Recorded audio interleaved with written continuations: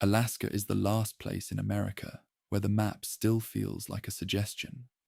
A state so vast that distance stops being measured in miles and starts being measured in consequences. 2 million square miles of cold geometry, carved by glaciers, stitched together by rivers that look like cracks in the earth. There are roads, sure, but they don't really tame anything. They just give you the illusion that you can leave whenever you want. Because the moment you step beyond the last streetlight, Alaska stops behaving like the rest of the country. The air gets sharper, the trees get older, the silence gets heavier, and it doesn't feel empty. It feels occupied. People love calling it wilderness like it's a neutral word, like it simply means no buildings. But in Alaska, wilderness means something else.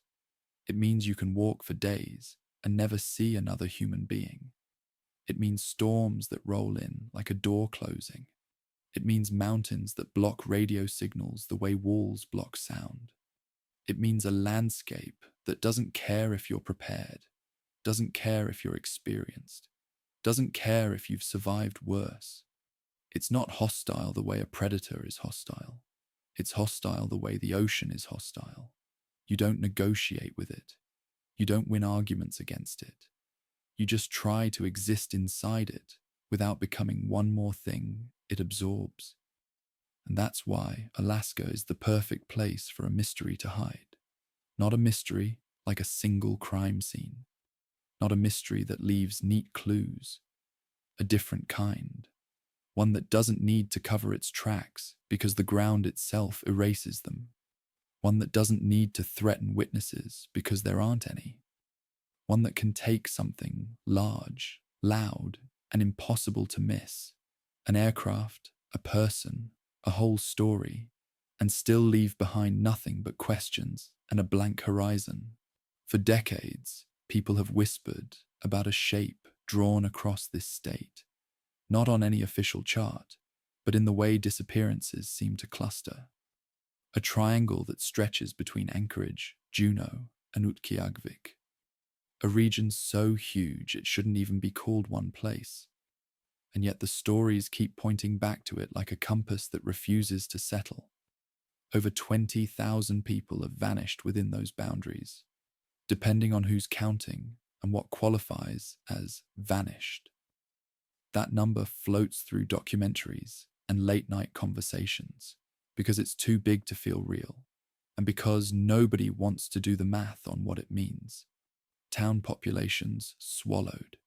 Decades of families left with one final phone call, one final sighting, one final promise that someone will be back soon. Most disappearances can be explained, at least in theory. Bad weather, accidents, exposure, missteps in the dark. Alaska offers 100 practical ways to die without leaving much behind. But there's something about the stories that live in this triangle that doesn't sit right. Not because they're dramatic, because they're clean. Too clean. A person goes missing, and there are no tracks where there should be tracks. A plane goes down, and there's no wreckage where there should be wreckage. Searchers come back, and their reports don't line up, not by a little, but by enough to make you wonder if everyone was in the same place at the same time. The moment you try to pin these cases down with normal logic, the logic starts slipping, like your boots finding ice where you expected solid ground. Alaska doesn't just swallow bodies, it swallows certainty. It swallows the idea that every event leaves a trace. It swallows the comforting belief that reality is stable, repeatable, and consistent from one witness to the next. People come here thinking the danger is bears, cold, starvation, getting lost. Those are real dangers, and they're brutal. But they're also honest. You can see them coming, at least sometimes. What's harder to accept is the possibility that in parts of this state, the rules themselves become unreliable. That you can do everything right and still step into a situation that doesn't behave like a situation anymore. You hear it in the way veteran pilots talk when they think nobody is recording. Not the official statements, not the polished interviews, the offhand comments, the pauses, the sudden change of subject when someone asks about a certain stretch of sky, a certain valley, a certain line of mountains. Search and rescue teams in Alaska don't talk like heroes. They talk like survivors. They've seen what weather does. They've seen what terrain does. They've seen what panic does. And then, sometimes, they've seen something else. Something that doesn't fit the categories they built their entire careers around. Moments where instruments don't agree with the horizon. Moments where radio contact dies in clear air. Moments where the most experienced people in the room stop sounding confident and start sounding careful. And that's the first warning. The warning isn't that Alaska is dangerous. Everyone knows that. The warning is that Alaska is big enough for danger to wear other masks. Big enough for something to happen that leaves no footprint, no debris, no signal, no explanation you can wrap your hands around. Big enough for a story to begin without anyone realizing it has begun. The kind of story where the first clue is the absence of clues. Where the first sign that something is wrong is how normal everything feels until it isn't. Because that's how it starts in Alaska. With a routine day, a familiar route, a plan that makes sense, a confidence built on repetition, and then a moment that should be impossible, happening anyway, in a place where the wilderness has had a long time to learn how to keep secrets. If Alaska were just chaos, the disappearances would feel random, scattered, unconnected. But the stories don't spread evenly across the map. They pull inward, bending toward a shape that only becomes visible when you stop looking at individual cases and start looking at patterns. 3 points emerge again and again, not because someone decided they should, but because that's where the silence gets thickest. Anchorage, Juneau, Utqiagvik. Draw lines between them and you get a triangle so vast it swallows mountain ranges, air corridors, coastlines, and hundreds of thousands of square miles of terrain that barely appear on most maps. A region too large to feel intentional, yet too consistent to ignore. Anchorage sits at the southern edge of this shape, Alaska's largest city and its main artery to the rest of the world. Nearly every major flight passes through it.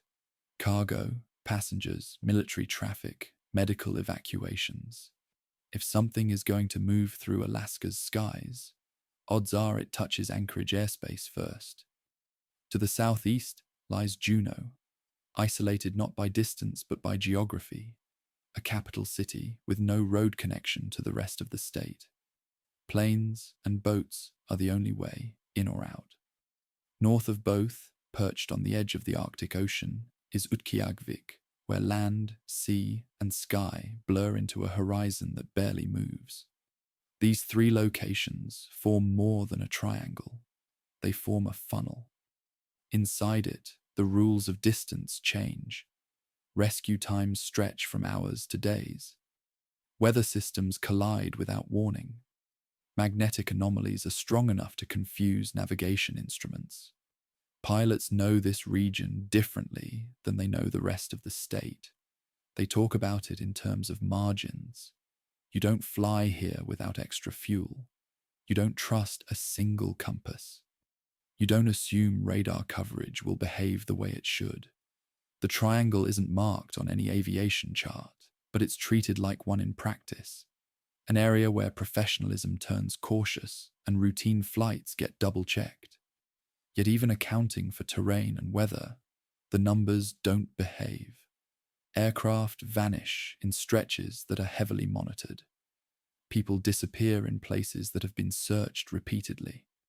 Boats fail to arrive at destinations despite calm seas. The explanations start sounding familiar. Disorientation, mechanical failure, whiteout conditions, human error. All reasonable, all true sometimes. But when stacked together, they start to feel like placeholders rather than answers. Labels applied because something has to go in the report. What makes the triangle unsettling isn't just how many disappearances happen within its boundaries.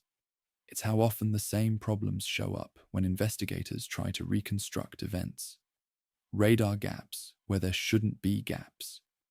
Conflicting witness accounts that can't be reconciled. Equipment that fails without explanation and then works perfectly when tested later.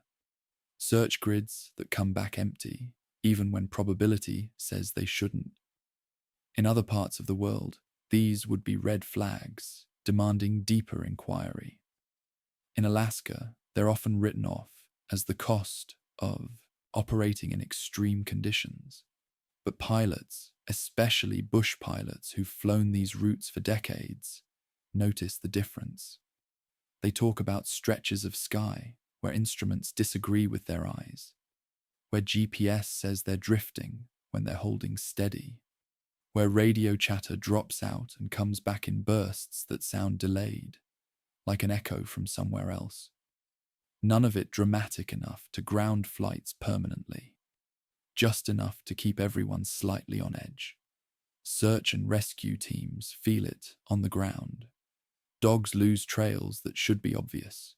Tracks appear, circle, then end, as if the person stepped off the earth. Helicopters experience sudden power fluctuations over specific valleys and nowhere else. Teams learn to mark those spots, not officially, but mentally. Places you don't linger. Places you fly over once, maybe twice, and then move on, even if nothing on the checklist tells you to. Over time, stories accumulate. Not in official databases, but in break rooms, hangars, and late-night conversations. Veterans compare notes and realize they've been compensating for the same anomalies without ever naming them. Each one thought it was an isolated incident, a bad day, a glitch. But inside the triangle, the glitches repeat. Maps don't capture this. They show elevations, waterways, airspace boundaries. They don't show where radios fail or where compasses spin. They don't show where people feel watched or where the environment seems to react to observation itself. And yet, those invisible features define the triangle more clearly than any line drawn on paper. The Alaska Triangle didn't get its name because someone wanted a mystery. It got its name because people kept circling the same coordinates without meaning to. Investigators chasing one disappearance would stumble into the edge of another. A search for a lost aircraft would uncover evidence of an older one no one remembered filing reports for. The region began to feel less like a collection of accidents and more like a system that produced them. And systems imply structure. They imply consistency. They imply rules, even if those rules aren't human ones. That's the uncomfortable thought people avoid. It's easier to blame weather, easier to blame isolation, easier to accept that Alaska is simply unforgiving. But the triangle suggests something more specific. Not randomness, but concentration. Not chaos, but recurrence. Once you see the shape, you can't unsee it. Every new disappearance gets measured against it. Every unexplained radar loss gets plotted inside it. Every report of instruments behaving strangely adds another data point to a map that officially doesn't exist. And with each addition, the triangle becomes less of a rumor and more of a warning. Because the most disturbing thing about the Alaska Triangle isn't what it contains.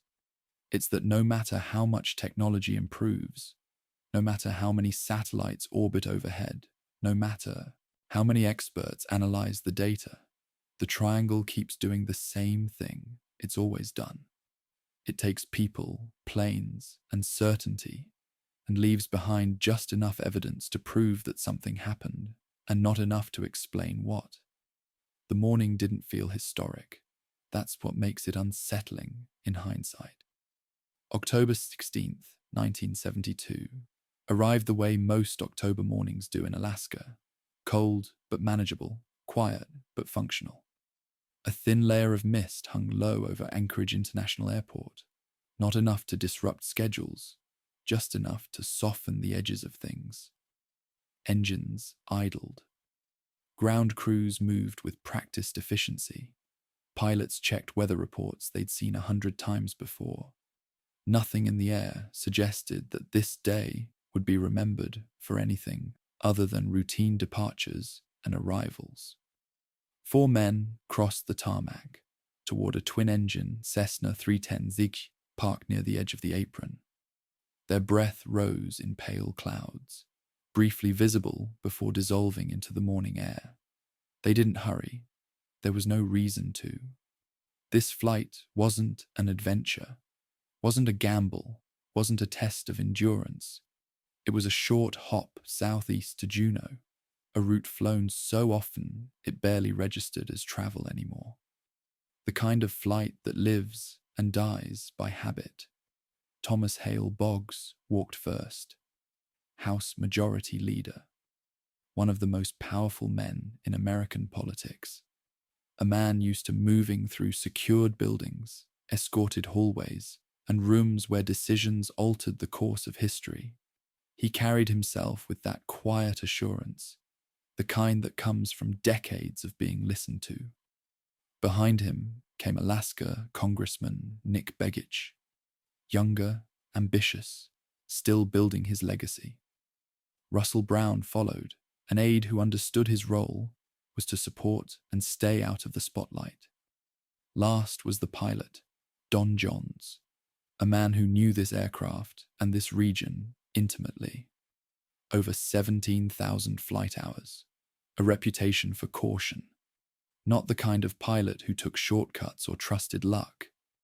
To anyone watching from the terminal windows, it looked unremarkable. Important men boarded planes all the time. Alaska's politics demanded constant travel. Juneau's isolation made flights a necessity, not a luxury. The Cessna itself looked ordinary, clean lines, familiar proportions, the kind of plane that blended into the background of a busy airport. It wasn't new, but it was reliable, maintained, trusted. The engines started with their usual rumble, a sound so familiar it barely drew attention. Instruments came alive. Checklists were followed. The pilot's movements were efficient, practiced, automatic. Nothing was rushed. Nothing was skipped. This wasn't a risky decision made under pressure. It was a routine choice made on a routine morning. At exactly 9:00 a.m., the aircraft rolled down the runway and lifted into the cold Alaskan sky.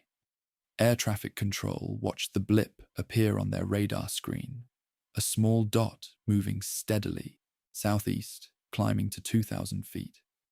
The radio call came through clean and professional. Standard departure report. No tension, no hesitation. Anchorage acknowledged. The system worked exactly as it was designed to. For the first few minutes, everything remained normal. The plane followed its expected path. Speed and altitude were steady. Weather conditions were what the forecasts had predicted. Other aircraft moved through nearby airspace without incident. There was no reason for concern, no reason for heightened attention. The flight was already fading into administrative background noise. Then the blip vanished. Not drifted, not faded, not broken into static. It was there, and then it wasn't. One sweep of the radar showed the aircraft exactly where it should be. The next sweep showed empty air. No descent, no turn, no erratic movement. Just absence. Air traffic controllers did what they always do when something doesn't make sense. They assumed a temporary glitch. Radar has blind spots. Signals bounce. Weather can interfere. They waited for the blip to reappear on the next pass. It didn't. They tried to raise the aircraft on the radio. Silence. No distress call. No confused response. Just an open channel filled with nothing. Procedures kicked in. Controllers contacted nearby facilities. They checked with other aircraft in the area. No one had visual contact. No one had heard anything unusual. The sky, moments earlier occupied, was suddenly empty. This wasn't how planes disappeared. Planes failed loudly. They dropped altitude. They transmitted panic, urgency, fragments of final moments. Even catastrophic failures left signatures. Emergency beacons activated, wreckage scattered. Something always marked the transition from flight to disaster. But this transition left no mark at all. Within minutes, concern replaced routine. Within hours, it became alarm. This wasn't just a missing aircraft. It was an aircraft carrying men whose absence would be noticed immediately, whose disappearance would not be tolerated as an unfortunate accident. Phones rang in offices far from Alaska. Decisions were made quickly. Resources were mobilized. The wilderness that usually swallowed mistakes quietly was about to be challenged by the full weight of government attention. None of it mattered to the Cessna 310C. Somewhere between Anchorage and Juneau, the plane had crossed into something that didn't announce itself, didn't leave evidence, and didn't behave like an accident. 4 men had walked toward a plane on a normal October morning. They had taken off into familiar skies. And then, without warning or explanation, they stepped out of the world that was prepared to receive them. The Alaska Triangle had claimed its most visible victims yet, not with drama or destruction, but with silence. In aviation, disappearance is not supposed to be subtle. When something goes wrong in the air, the sky reacts. Altitude changes. Speed fluctuates. Radio voices sharpen with urgency. Pilots announce problems because problems announce themselves first. Even the worst failures leave signatures that experts learn to read like fingerprints. A crash tears metal apart. A fire lights the sky. A loss of control produces erratic movement that radar captures frame by frame. Aviation is built on the idea that failure is noisy. That's why what happened after 9 a.m. unsettled everyone who saw it unfold. The radar sweep that followed the Cessna's disappearance showed nothing unusual anywhere else. No ghost return, no scattered reflections, no indication that the signal had degraded gradually or drifted off course. The aircraft had not turned. It had not descended. It had not climbed into an altitude where civilian radar would lose it. One moment, the system confirmed its existence. The next moment, the system behaved as if the plane had never been there at all. Air traffic controllers immediately assumed a technical issue. Radar, after all, is a tool, and tools sometimes lie. They checked secondary radar. They cross-referenced with other stations along the route. They waited for the aircraft to reappear farther downrange, perhaps momentarily masked by terrain or atmospheric conditions. Nothing appeared. The sky between Anchorage and the southeastern corridor remained blank. Radio contact was the next step. The call sign was repeated. Then repeated again. Controllers adjusted frequencies. They monitored emergency channels. Silence filled the space where a routine response should have been. No garbled transmission, no partial reply, just the low hiss of an open channel. By protocol, nearby pilots were asked to look out for the missing aircraft. Commercial crews scanned the airspace ahead of them. Bush pilots flying lower routes checked valleys and ridgelines. None reported visual contact. No one saw a plane struggling. No one saw debris. No one saw anything at all. At first, time moved slowly. A few minutes without contact doesn't trigger panic. A radio can fail. A transponder can malfunction. Pilots know how to fly without both. But as minutes stretched into half an hour, the absence hardened into something more serious. The plane was overdue for its next position report. No radar reacquisition, no radio confirmation, no explanation that fit comfortably inside established procedures. The possibility of a crash began to surface, but even that didn't sit right. If the aircraft had gone down, there should have been some indication. An abrupt altitude loss, a last-second turn, a mayday call cut off mid-sentence. Even in catastrophic events, something usually leaks through. This time, nothing had. Controllers escalated the situation. Airport authorities were notified. The airline was contacted. Emergency response coordination began quietly at first, then with increasing urgency. Weather data was reviewed again, not just forecasts, but real-time conditions. Icing was present at altitude. Turbulence was possible. Visibility was reduced in some areas. All of it could explain a difficult flight. None of it explained total erasure.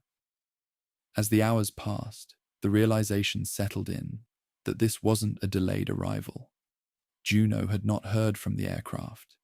No unscheduled landings had been reported at alternate airports. No emergency locator transmitter signal had been detected. The system that existed to prevent aircraft from simply vanishing had failed at every layer simultaneously. That convergence bothered people. Systems are designed with redundancy specifically to avoid this scenario.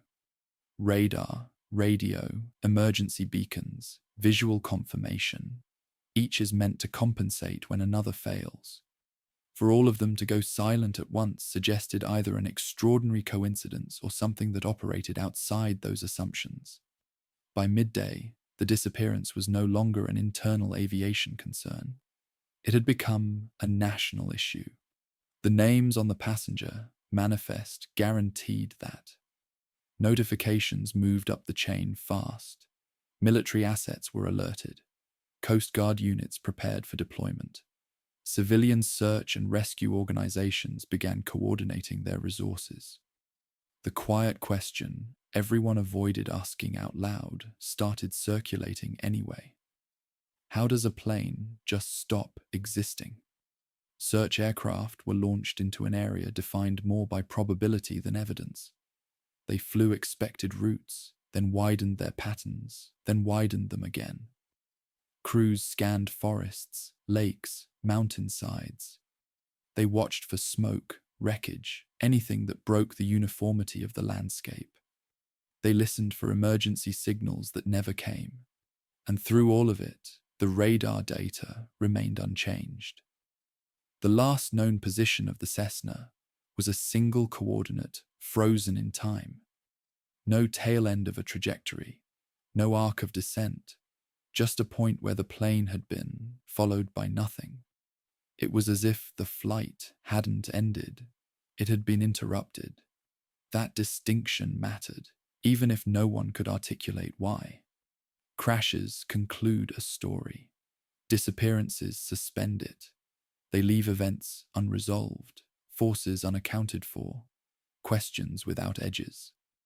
As the search expanded and the sky gave back no answers, the people tracking the case began to understand something unsettling. They weren't looking for a crash site. They were looking for a missing piece of reality. The Alaska Triangle hadn't announced itself with violence. It had done something quieter and far more disturbing. It had removed a moving object from a monitored system without triggering the system's alarms. It had created a gap where no gap should exist. And once that gap appeared, no amount of expertise or procedure could close it. By the end of the first day, the disappearance had outgrown every assumption made about it. What began as a missing aircraft alert transformed into a full-scale emergency that reached across Alaska and into Washington. Planes don't vanish quietly, and when one carries men whose absence ripples through the federal government, silence becomes unacceptable. Orders went out, resources were mobilized. Alaska's vastness, usually its greatest ally in hiding secrets, was about to be challenged head-on. Within hours, aircraft filled the sky. Military jets thundered over mountain ranges. Coast Guard helicopters skimmed coastlines and inlets. Civilian pilots volunteered their own planes, flying low and slow over terrain they knew intimately. The operation grew so quickly, it became the largest search and rescue effort Alaska had ever seen. More than 90 aircraft eventually participated, carving grid patterns across an area that seemed to stretch endlessly in every direction. On paper, the plan was thorough. Search coordinators divided the region into sectors based on the Cessna's last known position, weather conditions, fuel range, and likely emergency scenarios. Crews flew overlapping routes to ensure no area went unchecked. Photographers leaned out of open doors, cameras trained on the ground below. Observers scanned for anything out of place. Broken treetops, unnatural clearings, dark streaks on snow or water. But Alaska doesn't yield easily to logic drawn on a map. The search area expanded until it covered more than 83,000 square kilometers of some of the most unforgiving terrain on the continent. Forests so dense, sunlight barely reached the ground. Lakes tucked into valleys no one had ever named. Mountain ridges sharp enough to tear metal apart and scatter it for miles. In places like this, wreckage should stand out. A plane crash is violent, it announces itself. Nothing announced itself. Day after day, crews returned with the same report. No debris, no oil slicks, no scorch marks, no emergency beacon signals, not even fragments. The silence on the ground matched the silence in the air. It was as if the landscape had been wiped clean in advance. Searchers pushed farther. Helicopters hovered over canyons and riverbeds. Fixed-wing aircraft flew so low their shadows brushed treetops. Teams landed where they could, hiking into areas too narrow or dangerous to observe from above. They found nothing that explained the Cessna's fate. What they did find, however, unsettled them in quieter ways. In a remote valley, far from the main search grids, a team came across an old hunting camp. The tent was still standing. Supplies were neatly stored. Food sat untouched in cans.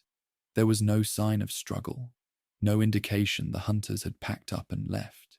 Tracks in the surrounding snow led away from the campsite, then stopped abruptly at the edge of a small rise. They didn't continue downhill. They didn't scatter. They simply ended, as if whoever made them had been lifted straight up. In another sector, a crew spotted twisted metal glinting in the sun. They descended expecting to document a long-missing aircraft. The wreckage was real, but it wasn't recent. It belonged to a plane that had disappeared years earlier, one whose case files had gone cold without ever producing a location. Even more disturbing, its emergency beacon was still functional, still broadcasting. It had been screaming into the wilderness for years, unheard. As the days passed, similar discoveries accumulated. Pieces of old crashes that had never been officially recorded. Camps abandoned in ways that didn't match survival logic. Evidence of past disappearances surfacing only because a new one had forced people into places rarely searched. Search teams began reporting equipment issues that defied easy explanation. Radios filled with static in clear air. Voices broke through on open channels, speaking languages no one on board recognized. When crews flew toward the source of these transmissions, the signals vanished, leaving nothing but empty forest and the sound of rotor blades cutting cold air. Compass needles behaved erratically in certain zones, spinning without settling.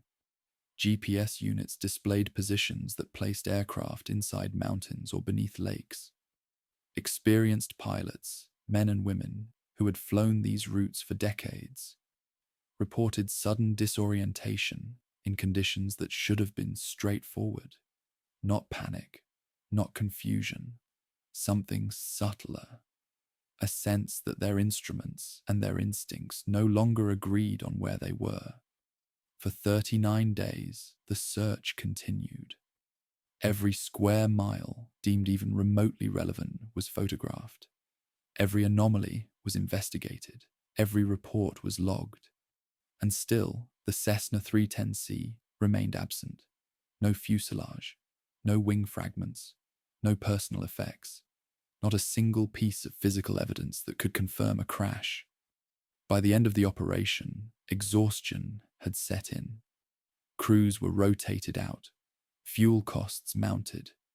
Weather windows narrowed as winter tightened its grip. The conclusion no one wanted to voice became unavoidable. The search had reached the limits of what human effort could do, and those limits had found nothing. What unsettled many of the searchers wasn't just that the plane hadn't been found. It was that the search itself seemed to uncover a pattern. The missing Cessna wasn't an isolated tragedy. It was part of something older, layered beneath the surface of Alaska's wilderness. The hunt for one disappearance had peeled back the ground, just enough to reveal others, each unanswered, each marked by the same absence of closure. When the final aircraft returned to base and the grids were cleared from the maps, the official search ended. But for those who had flown it, walked it, and listened to the strange silence it produced, the search never really stopped. It had shown them something they couldn't unsee. In trying to find a missing plane, they had stumbled into a region that didn't just hide accidents, it collected them. As the days of searching stretched on, a subtle shift took place among the crews. At first, each strange find was treated as an anomaly, an unrelated curiosity discovered in the course of a difficult mission. Alaska was full of old stories, old wrecks, old camps lost to time. No one arrived expecting the wilderness to be tidy. But as the anomalies multiplied, it became harder to keep them separated in the mind. The search for the missing Cessna was no longer just a forward-looking effort. It had turned into an excavation of forgotten events, as if the act of looking had stirred something that had been lying dormant. Pilots began to compare notes after landing, quietly, usually away from supervisors. One would mention a radio glitch over a certain valley. Another would pause, then admit they'd lost signal in the same area days earlier. A helicopter crew reported a sudden drop in engine power that resolved the moment they cleared a ridgeline. Maintenance crews found nothing wrong with the aircraft afterward. No faults logged, no damage found. The machines behaved perfectly everywhere else. Ground teams noticed patterns too. In several locations, searchers came across camps that felt abandoned out of sequence, not packed up, not destroyed by animals, just paused. A cooking pot left on a cold fire, boots neatly placed near a tent entrance, food untouched despite clear signs it had been prepared. These weren't signs of panic or evacuation. They looked like moments interrupted, like people had intended to return. Tracks were worse. Snow preserves movement with brutal honesty. It records hesitation, circles, sudden changes in direction. In multiple locations, searchers followed footprints that looped aimlessly around campsites or clearings, as if whoever made them had been walking without destination for hours. Then the tracks stopped. Not at cliffs, not at water, not in deep drifts where someone might have fallen through. They ended in flat, undisturbed snow. Handlers brought in dogs. Confident scent would solve what eyes could not. The dogs followed eagerly, tails high, until they reached the same invisible boundary. Then they froze. Some sat down, some whined. None would go farther. The air search revealed its own unsettling discoveries. Crews spotted wreckage from aircraft that were not on any active missing list. Small planes, bush aircraft, privately owned, their serial numbers matching cold cases from years earlier. In more than one instance, emergency locator transmitters were still operational, still emitting signals that should have been detected long ago. The realization crept in slowly and unwillingly. Some of these planes had never truly been searched for. They had vanished into a region where signals traveled strangely, if at all. Then there were the voices. Several crews reported picking up transmissions that didn't align with any known aircraft or ground unit. At first, they sounded like interference, fragments of speech layered over static. But the longer crews listened, the clearer it became that these were structured sounds. Language, not English, not Russian, not anything familiar. When helicopters adjusted course to investigate, the signals faded, then vanished entirely, leaving no trace on recordings afterward. Officially, these incidents were logged as atmospheric interference. Unofficially, they unsettled everyone who experienced them. Navigation equipment began to feel unreliable in ways that defied training. Compass needles spun or pointed in contradictory directions depending on who held them. GPS units displayed coordinates that placed aircraft inside solid rock or hundreds of meters below ground level. Pilots learned to trust their eyes over their instruments in certain areas, a reversal of standard procedure that made them deeply uncomfortable. Aviation relies on redundancy, on systems confirming one another. Here, the systems argued. The deeper the search went, the more it felt like the wilderness itself was resisting observation. Valleys swallowed radio contact, mountains distorted distance. Even time seemed inconsistent. Crews reported flying routes that should have taken minutes and finding themselves off schedule by nearly half an hour without explanation. Fuel consumption didn't match logged flight hours. These weren't dramatic enough to ground operations, but they accumulated, quietly eroding confidence. By the third week, the search had become something else entirely. Officially, the goal remained the same: locate the Cessna, recover the remains, determine cause. But among the crews, another understanding had taken hold.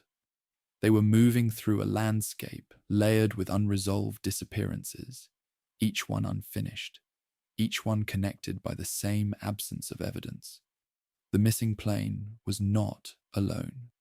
It was simply the most visible addition to a much older collection. When the final days approached and winter conditions forced the operation to wind down, the sense of unease didn't lift. If anything, it sharpened. The search hadn't failed because effort was lacking. It had failed because the environment did not behave as expected. Something about this region disrupted not just machines, but assumptions. The belief that enough manpower and technology could force an answer out of the land had proven false. The search for the Cessna had uncovered a deeper truth no report would ever state outright. Alaska wasn't just hiding evidence, it was keeping it, holding on to fragments of stories that refused to resolve. And whatever force governed that refusal did not distinguish between a hunting party, a small bush plane, or 4 powerful men on a routine flight. It treated all of them the same, as interruptions. And interruptions, once absorbed, were not returned. When the National Transportation Safety Board arrived, they brought with them a kind of calm that only comes from experience. These were the people called in when speculation needed to stop and answers needed to begin. They had rebuilt crashes from fragments no larger than a fingernail, They had traced causes through scorched wiring, warped metal, and data pulled from the bottom of oceans. The disappearance of a small civilian aircraft in Alaska did not intimidate them. At first, it looked like a familiar puzzle with inconvenient terrain. They began where they always began: weather, pilot, aircraft. October in Alaska is unforgiving, and the meteorological reports reflected that. Icing conditions at altitude, turbulence along the route, reduced visibility in pockets where systems collided. None of it was good. None of it was unusual. The NTSB investigators nodded at the charts. Weather was the leading cause of small aircraft accidents worldwide. It was messy, unpredictable, and lethal. A visual flight in marginal conditions could turn fatal quickly. On paper, the explanation was already forming. Then they looked at the pilot.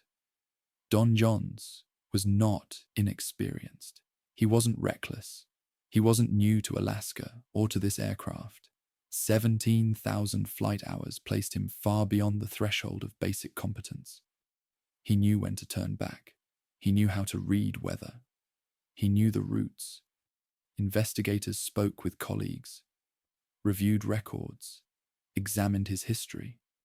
They found no pattern of risk-taking, no history of cutting corners. This was not the profile of a man who flew blindly into danger. Next came the aircraft itself.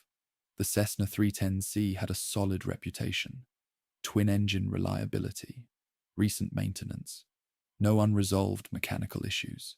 Inspection logs were clean.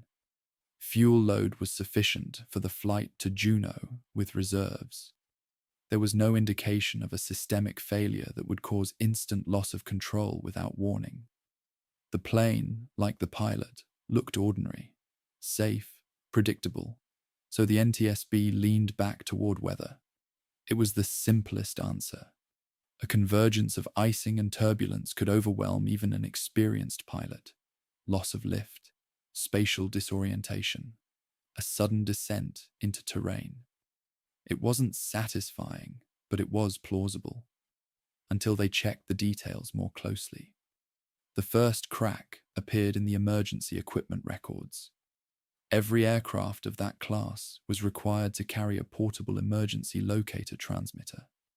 If the plane went down, the device would automatically broadcast a distress signal, guiding rescuers to the crash site. No signal had ever been detected from the missing Cessna. Investigators initially assumed the device had been destroyed in impact. That happened sometimes. But when they traced the serial number, they found the transmitter sitting in another aircraft back at Pan-Alaska Airways' home base. The beacon had never left the ground. That discovery alone was unsettling, but it became disturbing when they examined the pre-flight checklist. Don Johns' signature was there. He had personally verified that the emergency equipment was on board before takeoff. The log was routine, unremarkable, and now impossible. The transmitter could not be both checked onto the aircraft and physically present somewhere else. Investigators searched for clerical errors, mislabeling, swapped equipment, anything that could restore order to the record. Nothing fit. Maintenance logs confirmed the beacon's location. The pre-flight checklist confirmed it had been inspected on the missing aircraft. 2 pieces of documentation, both standard, both trustworthy, both mutually exclusive. They moved on. Weather stations along the flight path were reviewed again, this time with greater precision. Conditions were not ideal, but they were not catastrophic. Other pilots had flown similar routes that morning without incident. No sudden storm cells had been recorded. No severe icing advisories had been issued that would explain an immediate loss of the aircraft. Weather might have complicated the flight, but it should not have erased it. Then came the radio recordings. The departure transmission from the Cessna had been logged by multiple control facilities. That was normal. What wasn't normal was what those recordings contained. Anchorage Tower's tape captured a calm report of clear skies and good visibility. Juneau Approach's recording of the same transmission included mention of heavy weather and a possible route change. A military radar facility monitoring civilian traffic logged a version in which the pilot reported radio equipment problems. Same pilot, same call sign, same timestamp. 3 different messages. The investigators replayed the tapes repeatedly. They checked for overlapping transmissions, interference, recording errors. None explained how a single transmission could contain 3 conflicting reports. This wasn't static, distorting words. These were coherent, complete statements that contradicted each other. By this point, the confidence the NTSB had arrived with was gone. The case was no longer behaving like an accident investigation. Each time they applied a standard analytical tool, the evidence slipped sideways, refusing to line up. Weather didn't fully explain it. The pilot didn't fit the error profile. The aircraft showed no mechanical red flags. And now, the documentation itself was breaking its own rules. The investigators didn't say it out loud, but the shift was unmistakable. They were no longer narrowing possibilities. They were cataloguing impossibilities. The emergency locator transmitter should have been the simplest part of the case. In most aviation investigations, it's a footnote, a box that either works or doesn't, a signal that either guides rescuers or goes silent after impact. It is not supposed to raise philosophical questions. It is not supposed to contradict reality. But in this case, it did both. When investigators confirmed that the beacon assigned to the missing Cessna was physically located in another aircraft at Pan Alaska Airways base, the room went quiet. This wasn't speculation or hearsay. The serial number matched. The unit was accounted for. It had not been damaged, destroyed, or recovered from a crash site. It was intact, functional, and exactly where it shouldn't have been. At first, the assumption was human error. Someone forgot to move it. Someone checked the wrong box. Someone signed off on a checklist without actually verifying the equipment. Investigators had seen that before. Fatigue, routine, complacency. It happens. But when they dug deeper, that explanation started to unravel. Don Johns was not a careless pilot. His colleagues described him as methodical, even rigid. He followed procedure because procedure kept you alive in Alaska. The pre-flight checklist wasn't a formality for him. It was a ritual. Each item checked deliberately, each system verified, because the environment punished shortcuts. His signature on that checklist wasn't just ink. It was a statement that he had physically confirmed the presence of required equipment. The log showed he had checked the emergency locator transmitter, not days earlier, not by proxy. That morning, before boarding passengers, before engine start, before taxi. And yet, the transmitter was sitting in a hangar, miles away, untouched. Investigators pulled maintenance records. They confirmed the beacon had been installed in the other aircraft days earlier and had not been removed. There was no record of it being transferred, no paperwork error, no missing signature, no gap in the chain of custody. The beacon's history was clean. It had never been on the missing plane, which meant one of 2 things had to be true. Either Johns had checked an emergency locator transmitter that was not actually there, or the documentation itself was lying. Neither option was acceptable. They interviewed maintenance crews. Everyone told the same story. The aircraft had been serviced normally.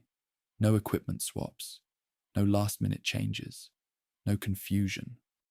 The hangar staff remembered seeing the beacon in the other plane, both before and after the Cessna's departure.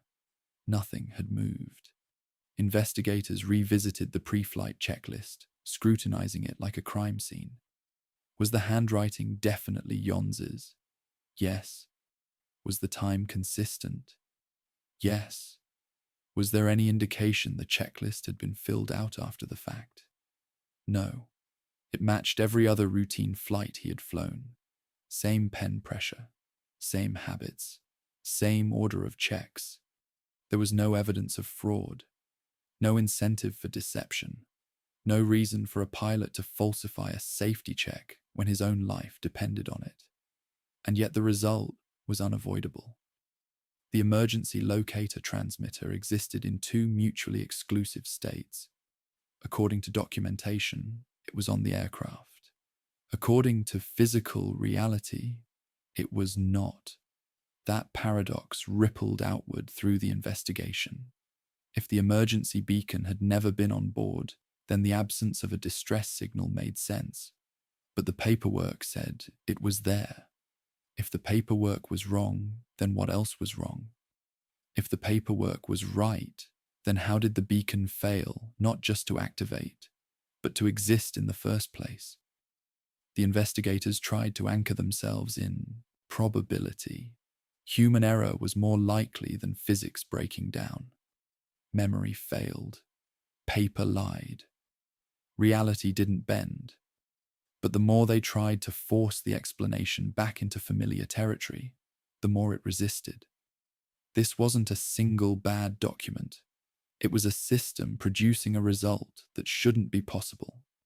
The emergency beacon was supposed to be a safeguard against uncertainty. It was designed to scream into the void when everything else failed. Instead, it had become the clearest symbol of the failure itself. Not because it didn't work, but because its presence could not be agreed upon. Some investigators later admitted that this was the moment their confidence truly cracked. Weather could mislead. Radar could fail. People could make mistakes. But records were supposed to be solid. Checklists were supposed to anchor events to reality. When those anchors slipped, the case stopped feeling like an accident and started feeling like something else entirely. From that point forward, every new piece of evidence was viewed through a different lens. Not what went wrong, but what doesn't line up. The emergency locator transmitter had transformed the investigation. It had introduced the idea that the problem wasn't missing data. It was contradictory data. Evidence that didn't merely fail to explain the disappearance, but actively argued with itself. The beacon sat quietly in the hangar, functional, obedient, and useless. It had done nothing wrong, and yet its existence posed a question no one could answer. How could a man verify equipment that wasn't there? How could documentation reflect a reality that never existed? And if this single object could occupy two versions of the same morning, what else about that flight might have fractured without anyone realizing it? The emergency beacon didn't just fail to guide rescuers. It marked the point where the investigation stopped looking for a missing plane and started confronting a missing consistency. Radio communication is supposed to be one of the most reliable elements of aviation. Voices travel along defined frequencies, are recorded automatically, time-stamped, archived. When investigators want to know what happened in the air, they go to the tapes. Voices don't speculate, they don't misremember. They either exist or they don't. That belief had guided thousands of investigations before this one. It didn't survive this case. When the National Transportation Safety Board began reviewing the radio traffic from the morning of October 16th, they expected routine confirmation, a clean departure call, standard phrasing, maybe a hint of concern if weather was worse than forecast. What they found instead fractured the timeline in a way no one was prepared for. Anchorage Tower's recording was first. Clear audio. Don Johns's voice was calm, professional, unhurried. He reported conditions as manageable, visibility acceptable, the flight proceeding as planned. It sounded exactly like the voice of a pilot settling into a routine leg of a familiar route. Nothing in his tone suggested urgency or doubt. If this had been the only recording, investigators would have moved on without a second thought. Then they played the tape from Juno Approach. The timestamp matched. The call sign matched. The voice matched. But the message didn't. In this version, Johns mentioned deteriorating weather ahead.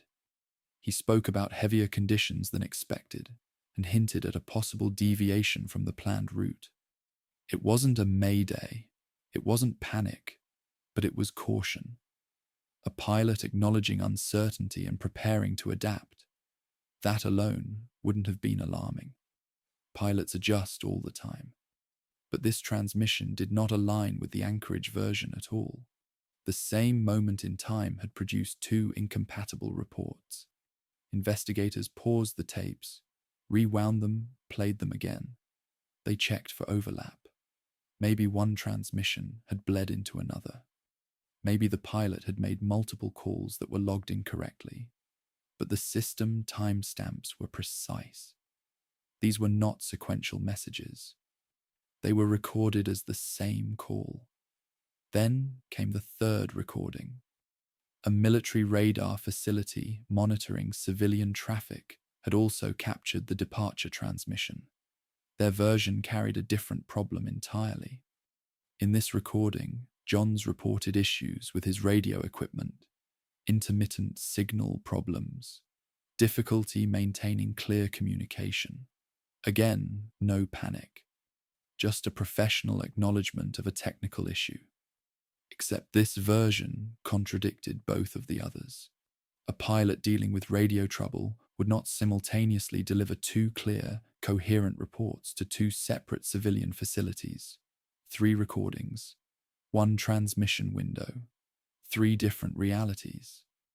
The room fell silent again. Investigators immediately assumed technical failure. Recording equipment can malfunction. Signals can bounce. Atmospheric conditions can distort audio. They brought in communications specialists to analyze the tapes. Frequency experts examined signal paths. Engineers checked for known issues with the recording systems used by each facility. None of it explained what they were hearing. These weren't garbled fragments interpreted differently by different listeners. These were complete sentences with distinct meanings. Whether good, whether bad, radio failing. All delivered by the same voice, identified as the same pilot, at the same moment.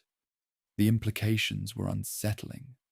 If the pilot had made multiple transmissions, they should have been logged as such. If recordings were corrupted, there should have been artifacts, distortions, overlaps. There were none. Each tape was clean.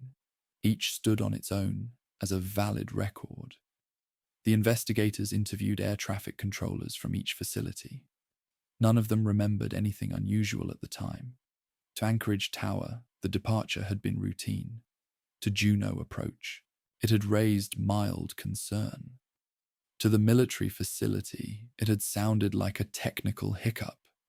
No one thought they were hearing anything extraordinary in the moment. Only later, when the recordings were compared side by side, did the impossibility emerge. That detail mattered. The contradiction didn't exist in real time.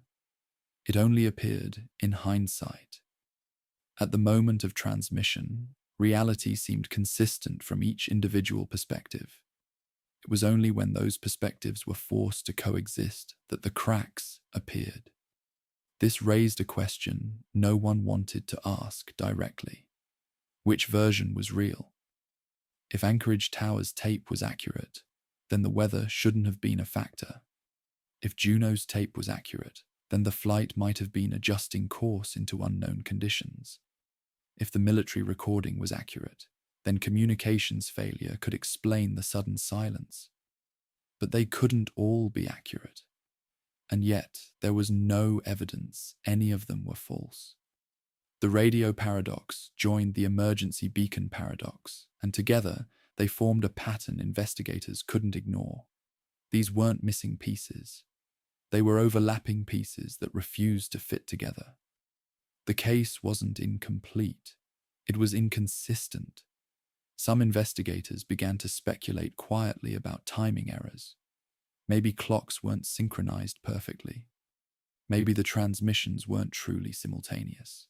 But even slight offsets failed to reconcile the content. The messages weren't variations on a theme. They were fundamentally different statements about the same moment. The deeper problem was this: if communication itself could fracture like this, then the timeline was no longer reliable. If the pilot's words could exist in three incompatible forms, then reconstructing the final minutes of the flight became impossible. Cause and effect depend on sequence. Sequence depends on time. And time, in this case, appeared to be misbehaving. The radio tapes were supposed to be the anchor, the one objective record that could cut through speculation and ground the investigation in fact. Instead, they did the opposite. They suggested that the disappearance wasn't just physical. Something had gone wrong at the level of information itself. From that point forward, investigators stopped asking what happened after the last transmission. They started questioning whether there was a single last transmission at all. Witness testimony is supposed to narrow the truth. When machines disagree, people clarify. When data conflicts, human memory fills the gaps. That assumption held until investigators began comparing statements from the people who had physically watched the Cessna prepare for departure.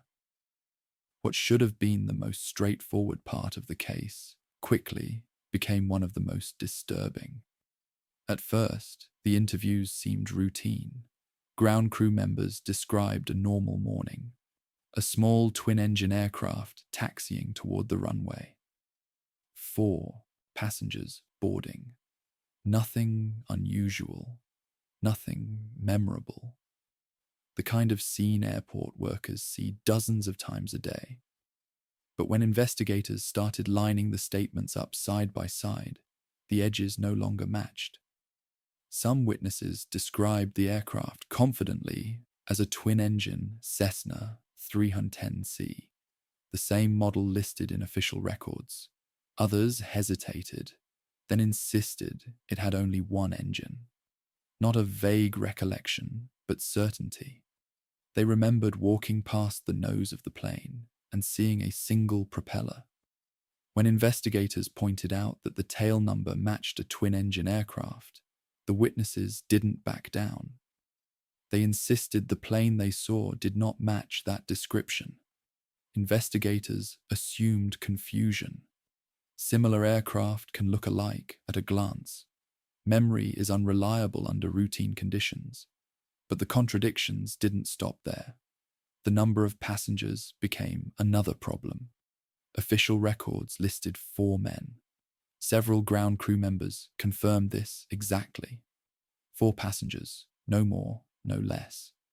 But other witnesses recalled 3 men and a woman. One described her coat. Another remembered her standing slightly apart from the group. These weren't people trying to be helpful by guessing. They spoke as if recalling something obvious. Then came the statement that no one knew what to do with. A senior ground supervisor, a man with decades of experience and no history of confusion or exaggeration, stated plainly that he had watched 5 people board the aircraft, 4 adults and a child. He remembered the child clearly because it struck him as odd. Children rarely boarded small commuter aircraft without attracting attention. He remembered thinking it must be a family traveling with officials. He remembered the child holding someone's hand. There was no child on the manifest. Investigators pressed him gently at first, then more firmly. Could he be mistaken? Was it possible he was remembering a different flight? A different day? The supervisor refused to retract the statement. He acknowledged the paperwork contradicted him.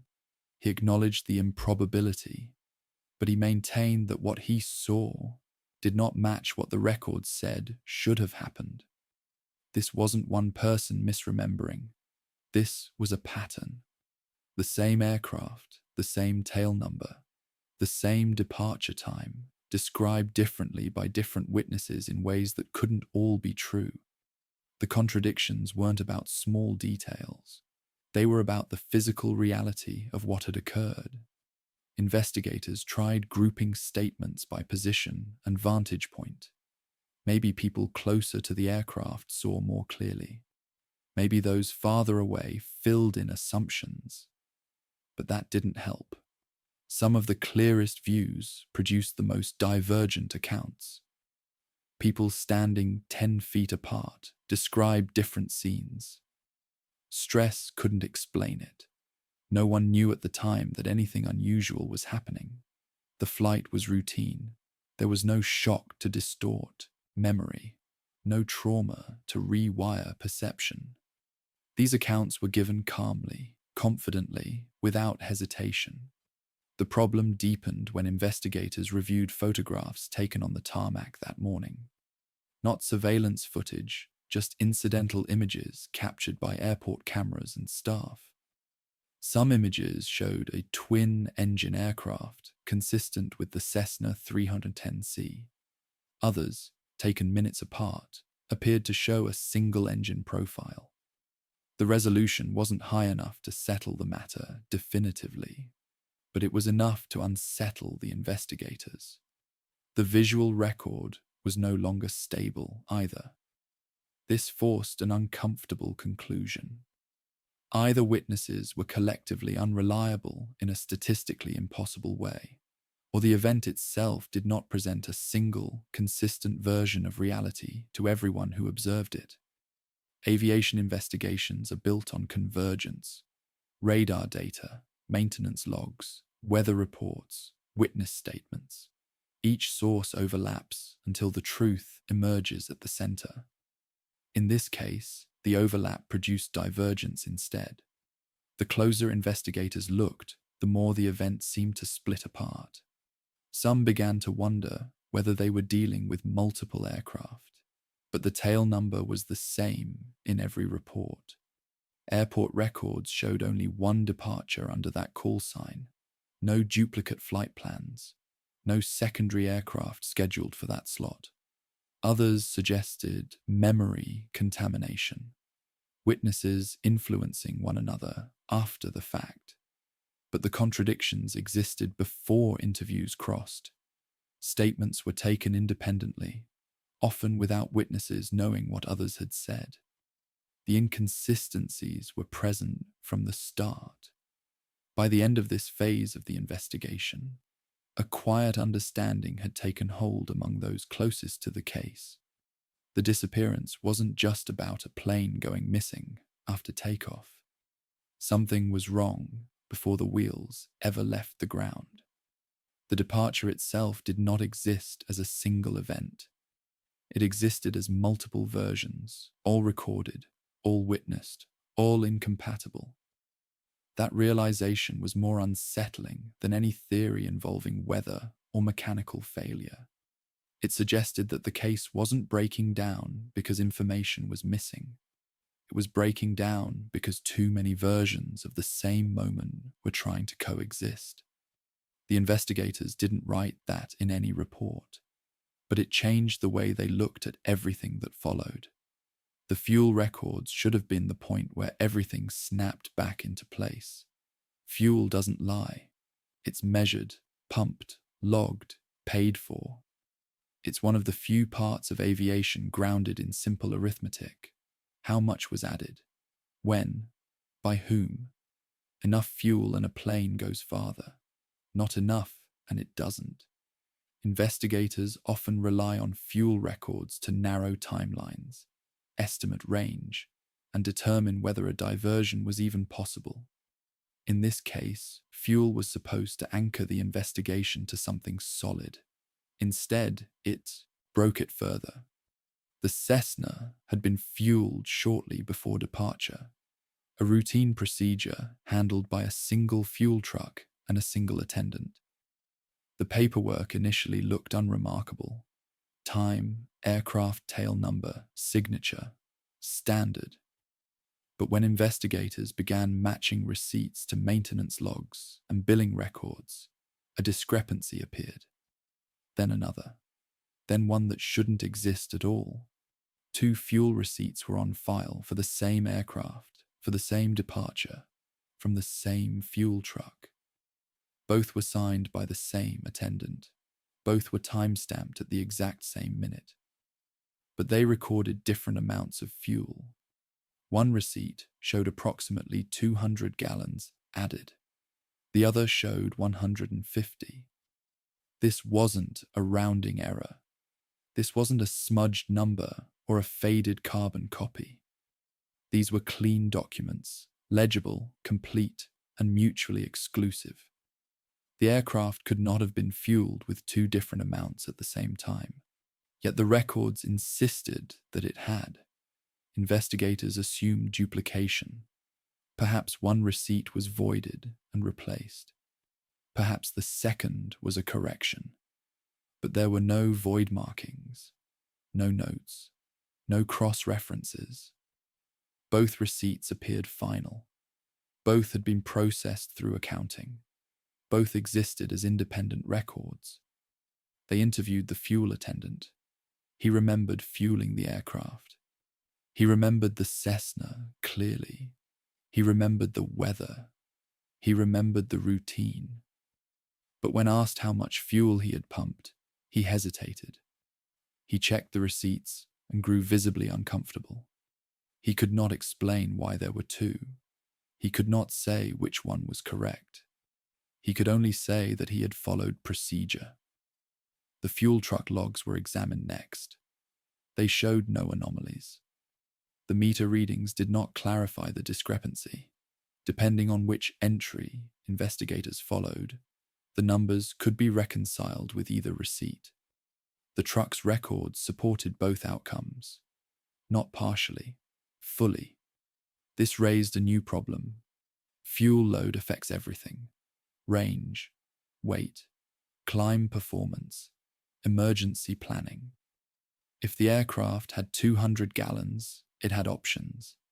It could divert. It could loiter. It could reach alternate airfields comfortably. If it had 150, the margins tightened. Certain routes became riskier. Certain decisions less forgiving. Investigators attempted to determine which fuel amount aligned better with Johns's known habits. He was conservative. He preferred excess fuel. That pointed toward the higher number. But conservative pilots also avoid unnecessary weight. Both scenarios were plausible. Neither could be eliminated. The contradiction echoed earlier ones too closely to ignore. Like the emergency locator transmitter, the fuel records suggested the aircraft existed in 2 states at once, heavier and lighter, more capable and less, prepared for contingencies and constrained by them. And once again, the paperwork did not indicate an error. It insisted on both realities. This wasn't just a clerical problem. It undermined the reconstruction of the flight itself. Without knowing the true fuel load, investigators couldn't confidently model the aircraft's range. They couldn't rule out diversions. They couldn't determine how long the plane could have remained airborne after its last radar contact. Every calculation branched into multiple incompatible paths. As with the radio recordings and witness accounts, the fuel paradox introduced a kind of narrative instability. The investigation no longer followed a single timeline. It forked repeatedly, each fork supported by documentation that refused to invalidate itself. Some investigators attempted to contain the problem by treating one receipt as authoritative and discarding the other for analytical purposes. But this was an act of convenience, not evidence-based reasoning. There was no justification for choosing one over the other beyond the desire to proceed.